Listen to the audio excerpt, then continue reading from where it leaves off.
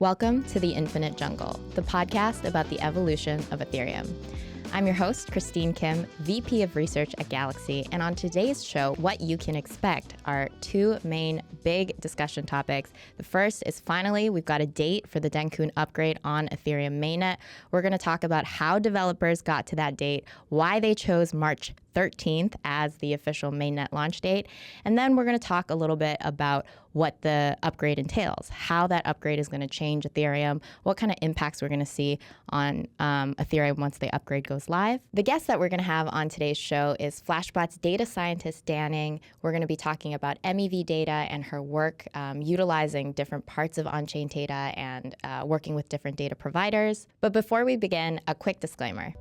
I need to remind you to please refer to the disclaimer linked in the podcast show notes and note that none of the information in this podcast constitutes investment advice, an offer, recommendation, or solicitation by Galaxy Digital or any of its affiliates to buy or sell any securities. Yesterday, developers have finally set a mainnet activation date for the Dencun upgrade. They decided that it would be happening on March 13th. The reason why they set it basically roughly 5 weeks from yesterday is because they want to give client teams enough time to prepare their final client releases, the final versions of software that Ethereum node operators will run. There was a bit of pressure, a little bit of a push from certain developers on the call yesterday.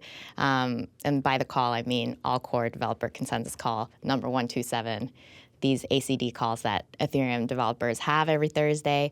On yesterday's call, developers had discussed briefly having these client releases ready 1 week, basically within 1 week instead of 2. But there are certain client teams that had chimed in saying, no, we need 2 weeks.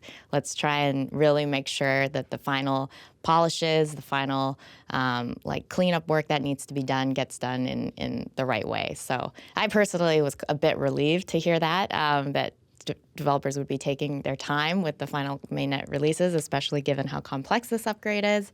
And then again, there was a little bit of discussion about, okay, well then how long does node operators need? How long does the entire network need to take these final client releases and then upgrade the software? So for node operators, for people operating validators on Ethereum, they're all going to need to upgrade their software.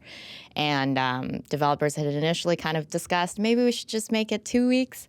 But I think in the end, reason kind of won out and developers went with 3. So 3 weeks for node operators to be able to upgrade their software, 2 weeks for client teams to really put out all their final releases. That's 5 weeks from when we're recording this show, roughly 5 weeks from when we're recording this show. And that's how developers landed on March 13th as the Dencun mainnet activation date. Finally, we can put to bed some speculation around when this upgrade is going to happen. I've got to say, before every single upgrade, timing when this upgrade is going to happen is by far the most heavily speculated upon part of the upgrade, when it's actually going to happen. And even when we talk about the next upgrade after Dencun, which has officially been kind of dubbed its combined name, Pectra. Even as developers are talking about Pectra, they're talking about when it should be. When will Pectra actually go live on mainnet? And near the beginning of planning an upgrade, these estimations are 90% wrong because as you actually start developing the upgrade and testing the upgrade, the timeline usually does get extended. So developers, will get into it in a bit on this show about the discussions around Pectra and when it's going to happen. But all this to say, I think many people can breathe just a sigh of relief of not having to wonder and wait and estimate again. I know personally. And if you've been following along on this show, a March 13th activation date should not come as a surprise because we talked about this last week, about how it seemed very likely that developers would pick a date for mainnet activation in March. Three things that I just want to highlight about the Dencun upgrade that's going to be going live. The first, of course, is the biggest code change going into Dencun is EIP 4844, and it's really designed to reduce the cost of rollups, reduce the cost of these layered scaling solutions built on top of Ethereum. And one of the things that I think will be really important to watch is how ready are L2s for mainnet activation, for Dencun. Tim Byko on ACDC 127, the latest dev call, basically said, I reached out to the top 10 rollup teams, and many of them said that they were going to be ready, early to mid-March. Now, I think those estimations may be a bit optimistic. Basically, being able to upgrade rollup software to integrate with the Dencun upgrade takes time. I believe that many L2 teams, layer 2 rollup teams, are already testing their infrastructure on the Sepolia testnets, on the Guerli testnets.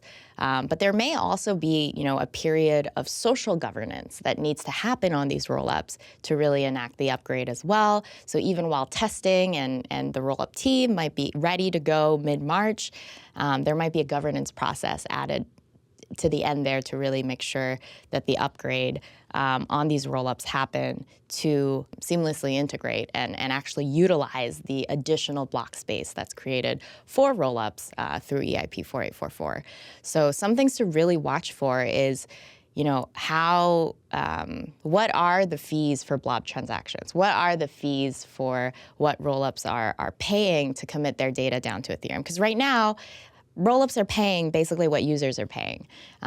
Users that are sending transactions directly on Ethereum, rollups that are trying to commit data down to Ethereum, we're all in the same mempool. We're all in the same market for block space. But now through EIP 4844, you're going to have dedicated block space that's exclusively for rollups. And the question is, that fee market for that very customized block space, how expensive will that block space become? How utilized will that block space be? Are we going to see block space be completely filled up with rollup transactions? Or in the beginning, will it be fairly underutilized?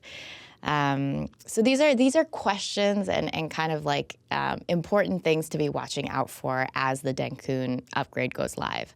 We're going to see a ton of data on just how much does this upgrade impact rollup fees.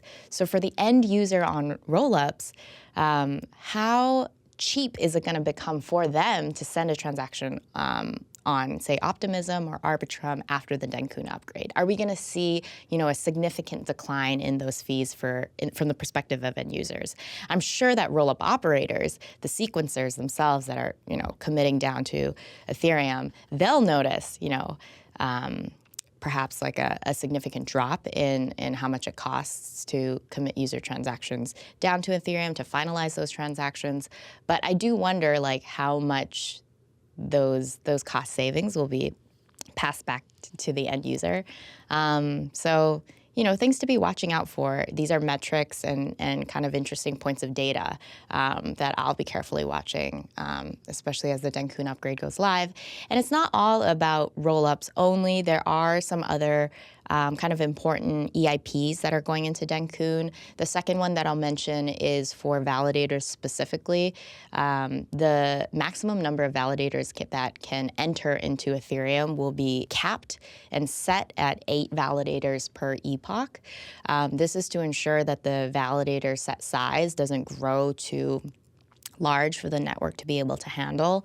And this is really a Band-Aid solution. Developers are going to have to figure out a different way to ensure that the validator set size of Ethereum doesn't become too unmanageable in the long run. The setting of the cap and just making sure that no more than 8 validators per epoch can actually enter into Ethereum at a time, instead of say 9 or 10 or 11 and so on and so forth.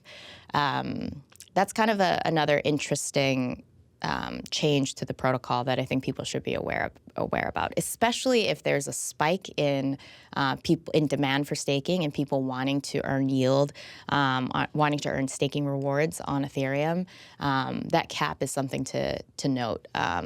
in projections of how long it might take, and may change a little bit the staking dynamics on Ethereum, but maybe not so much as the long-term solution that developers are thinking about for Prague, or Pectra, which is the combined name. Anyways, with MaxEB, now that I think about it, look at me. I'm just like, I'm literally thinking about like 7 things at the same time, and trying to formulate them into sentences. But let me get back on track. Say, just as a brief note too, for the third part of Dencun that I think people should be aware about, for smart contract developers, there are actually some interesting new features and tools that will hopefully make smart contract coding on Ethereum a little bit of a better experience. There's the implementation of code changes like transient storage and mcopy.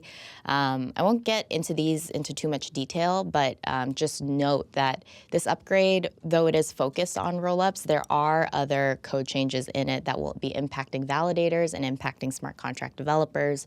So it's a pretty major upgrade, and one worth watching when it goes live on Ethereum on March 13th to see how it impacts the ecosystem, how it impacts all these stakeholders on Ethereum that are building very cool things and potentially, the future of what we might call the internet one day. So that's Dencun, and even though I talked a lot about it, honestly, developers are already kind of moved on from Dencun. There is still testing going into the upgrade, but the majority of what developers discussed on the latest dev call was the next upgrade, Pectra. And again, as I explained during the last episode, Pectra is a combined name for Prague and Electra. It's a portmanteau of the execution layer upgrade, which is dubbed Prague, after the naming schema for execution layer upgrades are major cities, and then Electra, which is the name for the consensus layer upgrade that's happening, and the naming convention for that is kind of major stars and constellations. So that's how we get Pectra, and sometimes on this show, I'll call the upgrade Prague, I'll call the upgrade Electra, and sometimes I'll call them Pectra. But just know that I'm referring to generally the next major upgrade after Dencun. And because yesterday was an all-core developer consensus call, developers primarily referred to the name of the upgrade by its consensus layer name, Electra. And one of the code changes that was not discussed initially, I think, for the upgrade, or at least it wasn't discussed heavily for the upgrade, is enshrined PBS, ePBS. And that was a really big topic on this week's call. The reason why it was a big topic was because there was a fairly significant incident that happened on Mainnet on February the 6th. One of the MEV relays, the blocks route max profit relay, were delivered, but those blocks failed to be included in the canonical chain of Ethereum because those blocks were invalid. They were faulty blocks, and the relay had a bug in it in that the relay was supposed to basically stop receiving blocks from a particular block builder. If a block builder is building a block that is invalid and they submit it to the relay should be able to check that and say, oh, I got 2-3 consecutive invalid blocks from you, like I'm not going to receive any more blocks from you, sir builder. That kind of process didn't happen. So what ended up happening was the relay just kind of sent through these invalid blocks to validators, and it led to 9 missed blocks on Ethereum. And while it didn't cause major disruptions to major disruptions to the network, like delays in finalization and major kind of disruptions to the user experience, it did raise a lot of alarm bells from developers who were watching this and who know that there's an upgrade potentially coming that could remove the need for trusted relays, remove the need for validators to just blindly kind of accept blocks from relays and submit them to the network. And that's really what enshrined PBS is. Enshrined proposer-builder separation is trying to remove the need for a trusted relay. And there's this quote that I just want to mention from the call yesterday that I thought was an important quote to the conversation. Danny Ryan, basically at the end of this discussion of like, okay, do we want enshrined PBS for, do we want to prioritize it for the Electra upgrade? Do we not? Is there even, a design for ePBS that we all agree upon and that's ready for implementation? And Danny Ryan, who chairs these calls, said, quote, "When I see this topic, aka ePBS, opened up, there's a lot of questions as to what we are even optimizing. What is the right end goal of this? It seems there's a lot of varying opinions on that. The decision to include this first becomes the decision to figure out what is the design." And the reason why I really like this quote is because every time we talk about MEV, which is, the additional profit that validators can make on from building a block through reordering transactions, through kind of playing around with the content, seeing what the content of the transaction is and reordering them in a particular way to extract more value. When we talk about MEV, there's a lot of questions as to what type of MEV is good and what type of MEV is bad, and how should a network grow so that MEV is mitigated. Like, can MEV even be completely removed from a system? There's these kind of broader questions around the ethics, around the way that people view MEV and the way that MEV may or may not be able to be utilized to actually help the user experience, especially with different decentralized finance apps on chain.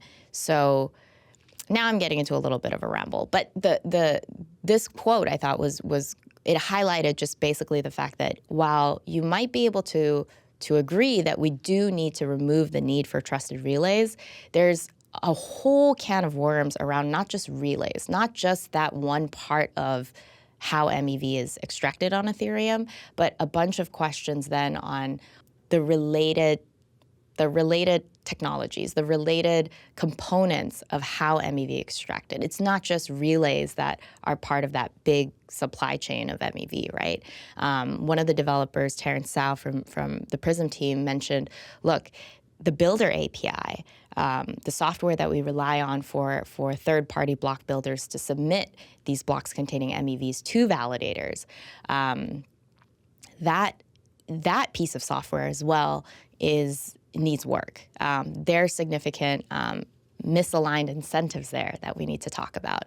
And another Prism developer by the name POTUS was talking about how, look, there's also the concern around many of these relays and many of these parts of the MEV supply chain being closed source, built with closed source technology that we as open source developers on Ethereum just don't know, can't really look into how they work or really investigate further what they're doing, whether or not they're engaging in censoring behavior, and all sorts of kind of misaligned incentives with the Ethereum protocol. So all that to say, I feel like I've gone way over my time with this call, but all that to say, enshrined PBS was a big topic, and it will continue to be a big topic on further calls.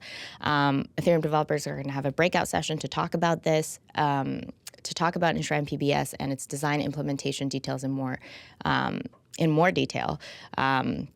But one thing that I think developers are really trying to hone in on and really get to the bottom of is what is the collective kind of approach and attitude towards how we want Ethereum in the long term to handle MEV, to like how Ethereum as a protocol should really view MEV, and what is the right end goal that we're trying to target here? Is it really to kind of get rid of MEV completely? How should the gains of MEV be distributed across different Ethereum stakeholders? And to that, it just bleeds into so many other discussions. It touches so many other parts of technology that on Ethereum. The Builder API, we're talking about potentially different upgrades like MEV burn and so on and so forth. So I think it's going to open up a whole can of worms, and we'll continue to get into it and discuss it on the show as we move forward. But with that, let's move on to the second part of our show, where I get to talk with basically a subject matter expert, an ecosystem participant that works on Ethereum. And today I'm so excited to be welcoming Danning from Flashbots onto the show. She just launched a new podcast, actually, about crypto data and some of the quirks around working with on-chain data with two of her colleagues. So we're going to learn a little bit more about her passions around on-chain data and a little bit more about her work at Flashbots, which is, a major organization that's researching MEV as well. So we'll continue the discussion with her. Let's go ahead and bring her on the show. Hey guys, welcome back to the show. Here with Danning, a data scientist at Flashbots. I'm so happy that you're here, Danning, because I have so many questions about crypto data, MEV data. We were just talking. I was just listening yesterday on the dev call about so many. There's just a lot of conversations already about how do we improve the MEV supply chain? How do we get data on MEV? Lots of numbers flying around of like 90% of blocks potentially being censored, builders only being like 10 builders and relays only being like 5 relays. So there's a lot of things coming around. And as you can see, my mind is in many places right now. But thank you so much for joining the show. Thank you so much for being here. I'm very excited to dive into these topics with you. But yeah. Yeah, thanks for the invite. Pleasure to be here. Happy to talk about MEV and data for sure. Yeah, well, I mean, I guess first of all, I also want to say again that congrats on the launch of your podcast as well, the Indexed Pod. I know you hosted, and then you hosted with 2 other colleagues. Is that right? Who are your hosts again? Yeah, I'm hosting with 2 other friends who are also data scientists from all different teams. Hidobi from Dragonfly and Boxer from Dune. So it's more like Web3 data nerds friends chatting about stuff and kind of like joke about the chart crime we see on Twitter all the time, etc. I love that. Hildavi is a big name, I feel like, for anyone who works on Dune or uses Dune. They all know Hildavi because they all use his dashboards. Do you find Yeah. that there's also a lot of like copying going on? Because I know sometimes that's a topic of contention of people like using other people's data and not giving credit, et cetera, et cetera. Yeah, I think it happened probably maybe more earlier in the when community started, when people started forking queries on Dune. But I think Dune has been doing a good job about like basically being able to bring the visibility of the originator. And I think recently more we've been seeing it more like when Web3 people have been talking about this data for like forever, but now like mainstream media starting to like copying the number and just like posting about it and without crediting. So I think a lot of the Web3 people have the awareness of like crediting, and we love to credit each other. We will bring that more, I guess, to the mainstream as well. Yeah, yeah. It really does flow also from the fact that so much of what we build is open source, and it's not just the data, but Totally. it's also like even the software that people there's a lot of drama, I feel like, even on in the L2 ecosystem too, of like, oh, you're using my VM or you're using my, proven Right. algorithm, et cetera, et cetera.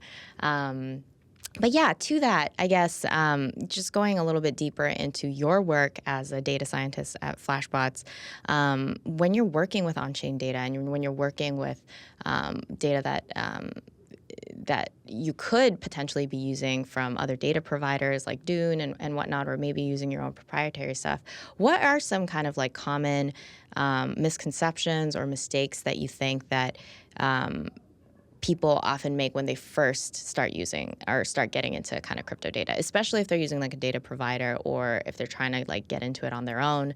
From your experience, what has it kind of been like working with on-chain data, and how different is it, would you say, from kind of the prior experience Yeah. that you had? Yeah, I feel like data provider isn't a big problem because actually, across all data providers, they're providing the same copy of data, which is the charm of blockchain because we're all analyzing on a universal database, basically. I think it's more of a few problem. For example, first is if when people just come to Web3, there is this context switching of like, what is a user? Like, so the way we define user in Web3 is so different. Everything's anonymous and it's hard to track. And you don't really know if multiple addresses controlled by one entity. So people may report like, oh, there's this many DAU, but what is U here? It's maybe more like a DAW, like daily active wallets or something. And like also when you report, it'd be like, oh, there's a hype of new users coming in, but you can't really say that's organically growth of users of a protocol, but more it's possible a lot of like yield farming incentive things happening in crypto, because it's basically sort of like a DDoS or spam with low cost, especially in a lot of like L2. So the way you read into data would be also tricky, I think. But I think it takes time, but people over time would gain this knowledge about how to differentiate between all these. There are some misconceptions of like people may jump in and be like, oh, comparing these metrics across chain, particularly a lot of time people show Solana by comparing, say, Mm-hmm. Ethereum. Now Solana has more number of transactions or contract calls or like logs, just meaning more activity. But what really even is smart contract concepts in Solana, it's quite different. It's not really smart contract, but more like programs there. So like you can't really compare it. A lot of time you say, oh, different chain.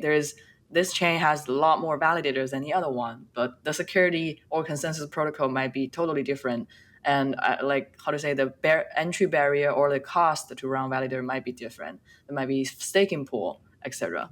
So something like, for example, people say, oh, the transaction is going up, but it may not mean, there's new apps coming. It might be just inscription going on. Like people are like hyping about speculation.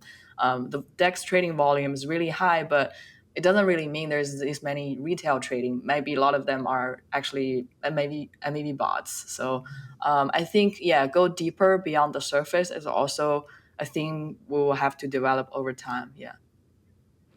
And specifically with the data that you work in, because you were mentioning kind of like when you compare data between Solana and Ethereum or other L1 chains and Ethereum, like that data that you're looking at, fees, for example, volumes, they might have different meanings. And then even when you look just at Ethereum, the definition of what a daily active user, it could differ from provider to provider, and could just mean that, it's not actually one user. It's like, it's not multiple users. Yeah. It's one user controlling multiple wallets. When it comes to data on MEV specifically, one of the things that developers were talking about yesterday is how so much of the products that we rely on for MEV is actually closed source. So like, for example, the incident on that happened this past week where the max profit blocks route relay had gone down, developers were kind of saying, we don't know what the fix was. We don't know exactly what went wrong. And then with the increase in the number of kind of private pools that are, private mempools that are kind of popping up, so that people might be able to send their transactions in a more faster way or directly to a builder without going through the public mempool. I'm just curious to know, like, is a lot of the data that you're trying to get hard to get? Is it very difficult to kind of figure out,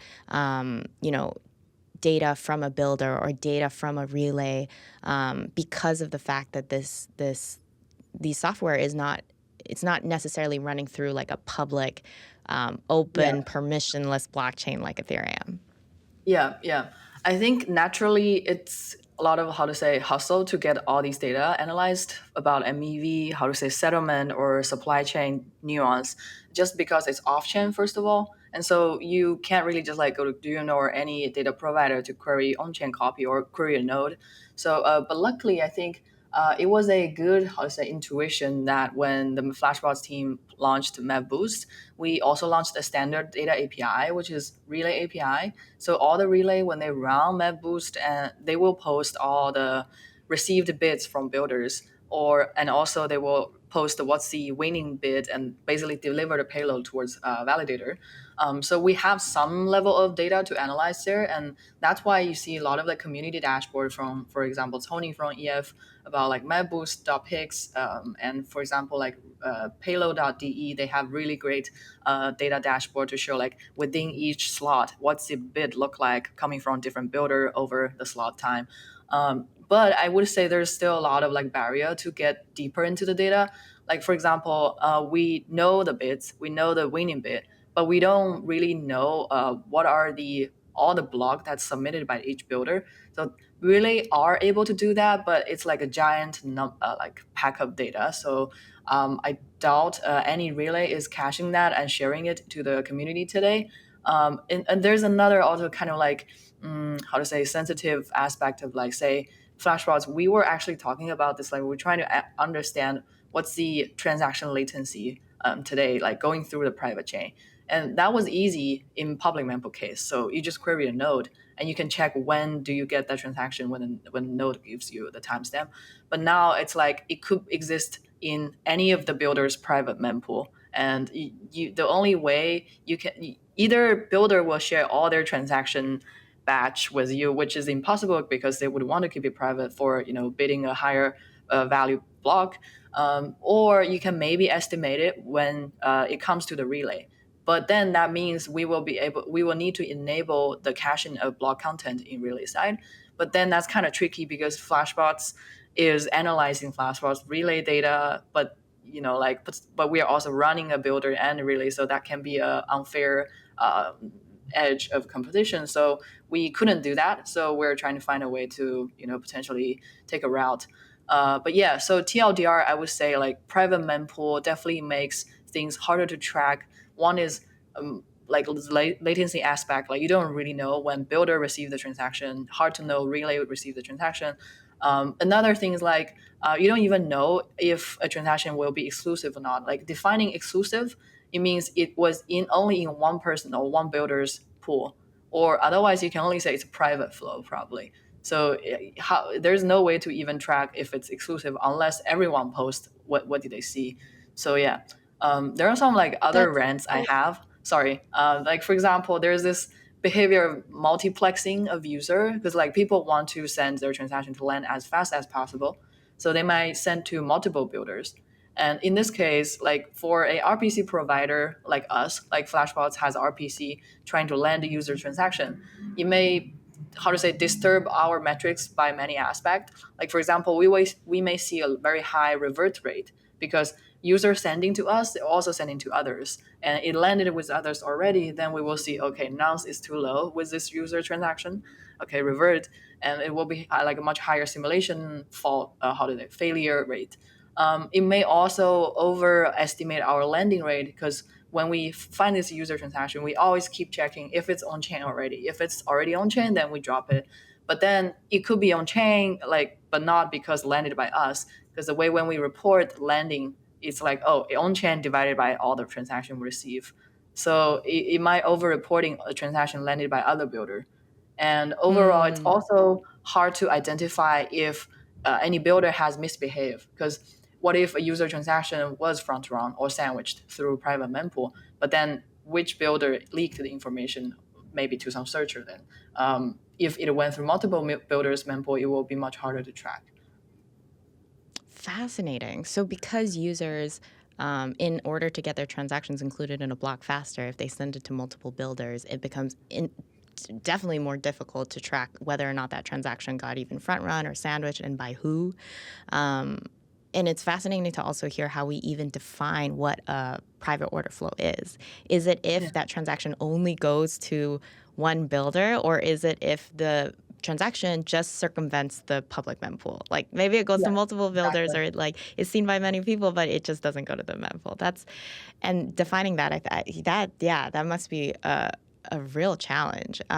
It's great to hear though that there's these other sites like MEVBoost.pics, Tony, and like all these other people kind of working on MEV data and illuminating what is happening with MEV. Because before the merge, I feel like Flashbots was really the only organization that was building these tools and sharing information about how much MEV is being earned. But it seems now that there's more people aside from Flashbots looking at this data, trying to build on this data. Would you agree with that? Yeah, I definitely. I think it's also just the growth of MEV supply chain or itself as like a sub domain of the industry. There's like a lot more teams also working on MEV relevant products. So yeah. And some of that data you had mentioned is like proprietary data. It's like data that builders have so that they can be more competitive than other builders. They don't want to leak all of their strategies. And so there's this like kind of tension between we want to be as transparent as possible to be able to track what the heck is happening in the dark forest that we call MEV. But also we can't, there's like this trust breakdown that can happen. Do you think that to some extent, there's parts of MEV that will just forever be unknowable to like to Ethereum developers, to Flashbots? Like to what extent do you think that like we can build tools to really be able to understand what's going on on the MEV side? Like, for example, should we know what exactly went wrong with like the blocks route relay, or does that kind of create competitive disadvantages for that relay in comparison to others if parts of like their stack and parts of what they do were released to the public or was able to be more like easily identifiable by like data scientists like you? Yeah, I think like the incident case is probably always good to be analyzed and to be shared, and so other relays and basically the design of all these mechanisms can be improved or like avoiding any of the issues. Overall, I think there might be some MEV that's hard to know by most of the other parties. For example, like C-Fi, Z-Fi, arbitrage, like cross-domain MEV would be a thing that can be very sophisticated knowledge towards like traders. Like for example, you will need to know how to model the gain and like profits across like Binance price book and versus like on chain, and it definitely requires like a very as much as possible coverage towards all the AMM. So then you need to index as many pool as possible, and so to know as better as possible of all the MEV accounted. It's also I think it might be even harder for L2 MEV to be quantified based on its all these new features of like shared sequencer or like it doesn't have a mempool. So it's still a problem that we're trying to tackle with some new initiatives in the coming year. But overall, yeah, I think there's a lot of endeavor to index MEV already. So I think it's a pretty good shared like taxonomy today. Yeah, yeah. I think it's one of the most important initiatives, I feel like, when it comes to figuring out how to deal with MEV and how to build products in a way that actually, solves the MEV problem, so to speak. If you don't have data and if you don't know what's going on, it's very hard to really make Right. tools and products that are going to actually change the game. And one of the products that I have been hearing so much about, Danning, especially from Flashbots, is this product called Suave. I'd love to hear a little bit of an update on like what that is, how it's going, to what extent it's going to change data collection on MEV, to what extent it's going to change like the MEV supply chain right now. I think that's another kind of big topic that people are thinking about this year, and I'd love to get your thoughts. Yeah. So disclaimer that I'm not a researcher working on Suave. We have a whole R&D team and research engineers that's building Suave right now. But I can talk about like my understanding and our like internal jamming about how all the use cases about Suave.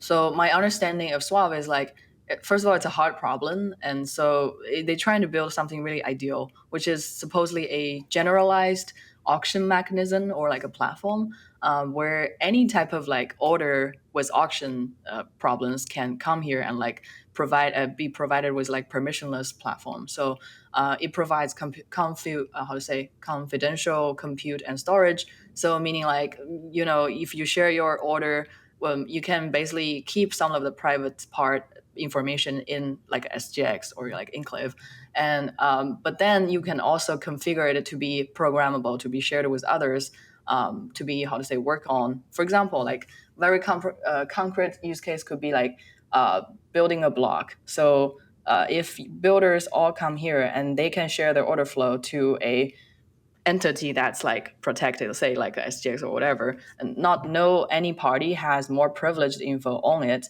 and they will provide their merging algorithm potentially as an application or like a swap, like a smart contract on swap chain.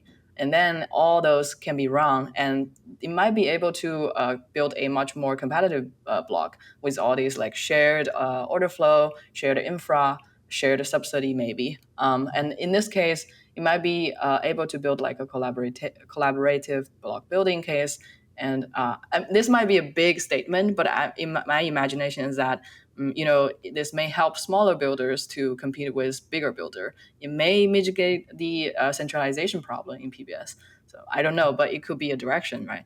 Another case could be like, go ahead. The basically when a builder shares kind of what it wants included in a block, who does the aggregation? Like who kind of makes puts them together and makes them competitive? Is that the smart contract? It automatically kind of makes a more profitable block, or is there someone who's like running the SGX, running the kind of hardware and corporate privacy? My understanding is that things will be verified on chain. So like builder, if you're willing to submit your merging algorithm into a smart contract on chain, then it's guaranteed that you're not misbehaving. You're not censoring anything. You're not like trying to replace transactions. Meanwhile, you are sharing your merging algorithm infra to build the block, potentially with more inputs from others, and potentially you can build a higher block. And then so the value can be distributed also based on contribution, etc. But this is just like one wild case we're jamming about. Another example could be like right now today we know there's a solver model in DEX trading platform like CowSwap, Uniswap X, and 1inch Fusion. But today, like with the ideal, I think the ideal design for those solver model is that all the solver, when they submit the routing results to the to the platform, it should be a permissionless process. That there is something that's deciding which routing is the best. But today it lives in a centralized backend of CowSwap or Uniswap X. They will decide, oh, this solver has the best price, and they will submit it, or the solver will submit it. But imagine if that auction process can be living in Swav as like a smart contract, then you will be able to remove the trust assumption to CowSwap or Uniswap X as a platform. So that will be potentially be able to realizing the permissionless design actually. Swav sounds like a general purpose blockchain where people can build smart contracts, but specifically for builders, like smart contracts for builders. Yeah, I think that's a great way to summarize. Yeah. How soon do you think builders will be able to build their own smart contracts, start using the Swav chain?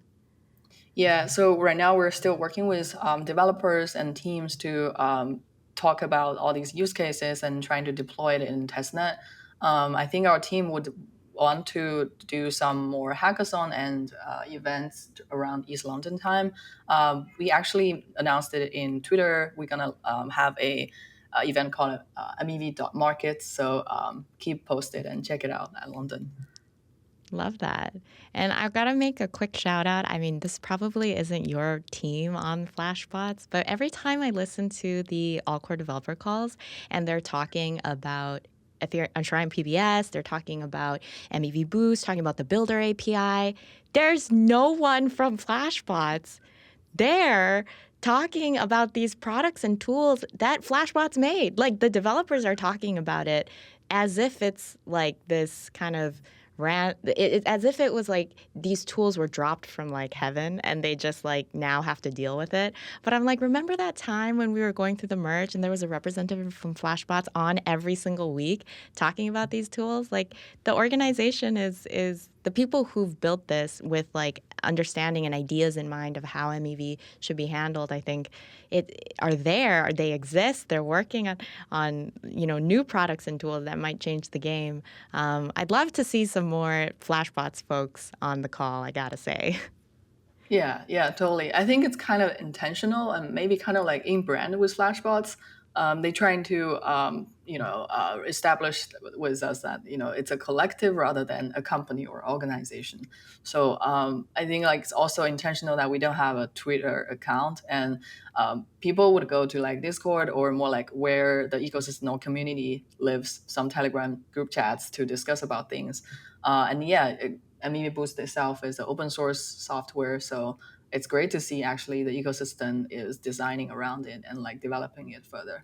Not saying it's like 100% great. I mean, there's a lot of problems today with MEV Boost. So yeah, we'll see how it can evolve. Yeah, yeah. It's crazy how this whole builder relay ecosystem has evolved just from MEV Boost. Like from the merge onwards, the changes that have happened to the MEV ecosystem on Ethereum are wild. And I'm sure there's more changes still to come. So thank you so much for being on the pod, for talking with me a little bit about your work, working with on-chain data, MEV data, really fascinating stuff. And thank you for the update. We're going to have you back on once, when we have more developments around what Flashbots is working on, Suave and other data tools. Hopefully, we'll be able to talk even about some of the tools that you guys are building around order flow data too. Maybe as like kind of a final and more fun question. Not that this conversation should have some fun, but like maybe a more like an Ethereum culture question that I've been asking most of my guests is, what is your Ethereum conference of choice? What Ethereum conference do you most enjoy going to, and why? Yeah, I would say DevCon is the top choice because like it's a bigger stage with all the developers who are very technical, and like people or how to say the product team is coming to release a big launch, and so most of the exciting stories from here. And I would say Dev Connect, I really loved it last year. It's also very Ethereum centric, and it's like a lot of infra people and like Ethereum Foundation people come out talk about next stage of the design or EIPs. So definitely love those as well. I go to East Denver all the time. I think it's totally different vibe there. It's kind of like spread it out in the city, and a lot of the people you meet could be like, oh yeah, I just heard about Ethereum. I love this NFT. I'm a designer, and I launched the collection. I think it's great in its way as well. It's like maybe a lot more noisy, but also very grassroots, I would say. Like all the people who curious and love about it can apply to have a talk and etc. So yeah, I think those are the top ones I would go to for sure. Nice. Yeah, and for East Denver, it's free too. So if you're Right. listening and you're in the States and you're wanting to go to an Ethereum conference, I do also recommend East Denver. Are you going this year at the Yeah, end of yeah. this month? Yes, Amazing. I will So be there. Yeah, and I will want to like talk to all the MEV people. I think the team isn't planning any events to host, but we'll love to meet people. Yeah. yeah, yeah. So if you want to meet Danny in person, she's going to be at ETH Denver this month. And I'll give another shout out for your podcast, Indexed Podcast. If you want to hear more about crypto data insights, be sure to check out Danning's pod. Thank you so much, everyone, for listening again to Infinite Jungle, for following along with the show. And I love to see all of everyone's comments and feedbacks on, what we talk about. So keep it up on Twitter and whatnot. Be sure to like, subscribe, do the things that, get you interacting with the show. Those really help a lot. That's it for today. That's it for this episode. And I'll talk to you guys again next week. Thanks, guys.